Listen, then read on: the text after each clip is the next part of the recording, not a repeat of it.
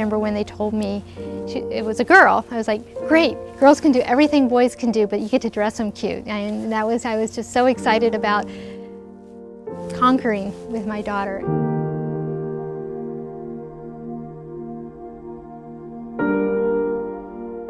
Sadie was born with bilateral club feet, which affect both of her feet, and low muscle tone or hypotonia. She was also born with autism, and autism is kind of an umbrella diagnosis encompassing a lot of different things. And for Sadie, that means that she has a problem connecting with people.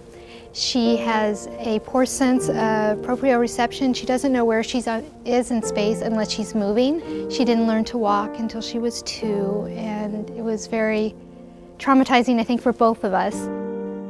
The world as we see it normally can become very overwhelming, traumatic, and disorienting for Sadie.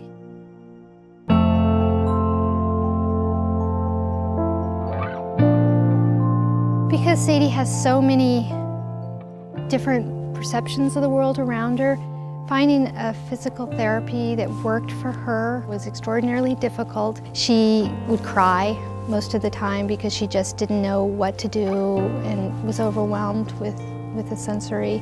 And so she didn't learn anything. It became about crying every time, and it just got to where we both didn't want to go. I started looking for different type therapy, and horses, of course, came to mind because that's where my heart is. So when we finally got into Little Bit, it was wonderful. It was exciting, and the people at Little Bit they really address all her needs. So when Sadie started with me, she was a little unorganized with her body.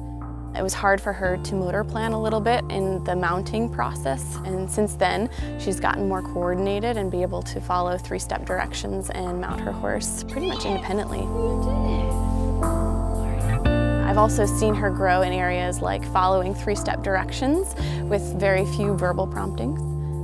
I've also seen her grow in her ability to maintain focus for her 30-minute ride as well. She fell in love with the routine, the structure, the knowing what was expected of her. She would go, she would get her helmet, she would mount the horse, she would ride the horse, she'd get off. Just holding the reins has helped her strengthen her hands and isolate each finger, which has also given us the ability to do things with her outside, some pretty extraordinary things. We've taken up rock climbing, and just the ability to move her hands and grasp has been wonderful. With a lot of parents, they're getting told that their rider can't do this or can't be in this. So they're getting told a lot of can'ts, but here we're all about the abilities and what they can do. It's been really touching to see her proud of herself, to see her happy, just to see her progress emotionally and physically has been wonderful.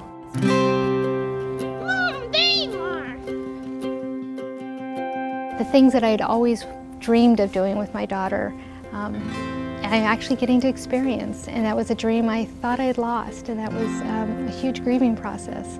So it's been wonderful to get those dreams back. I mean, she won't make it halfway up a wall. She will continue and continue until she's to the top. It's great to be the mom and daughter that I'd always dreamed of. Just a month or 2 ago, she said, "I love you," and that's something I'd always wanted to hear and never really thought I would. That ordinary thing just was a highlight of my life. You know, it's just something I'd craved for so long.